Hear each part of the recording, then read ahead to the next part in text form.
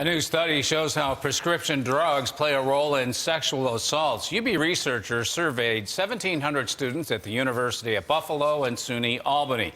They say the results are concerning. News 4's CALLAN Gray has more about these findings. CALLAN?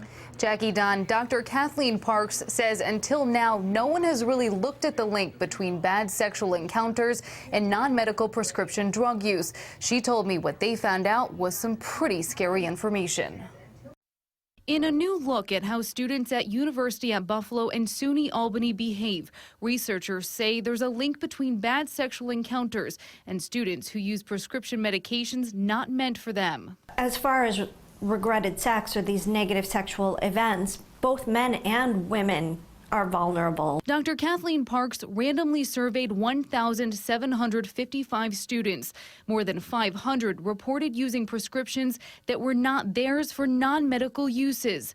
About 14% of those students say they had sex they later regretted. 7% of women who admitted to using those drugs say they were sexually assaulted. Xanax or Valium or Ambien would be a sedative.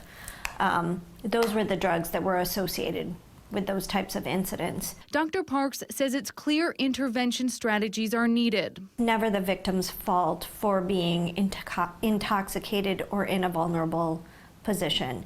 So when I suggest that we need to intervene or that we need to caution students, what I'm trying to do is empower a student or a woman to say, no, I don't want to do that because it puts me at risk. We asked Buffalo Police for their reaction. Lieutenant David Mann told us, quote, "This is an important study because it quantifies what we've been seeing in a number of cases each year, particularly with college-age victims."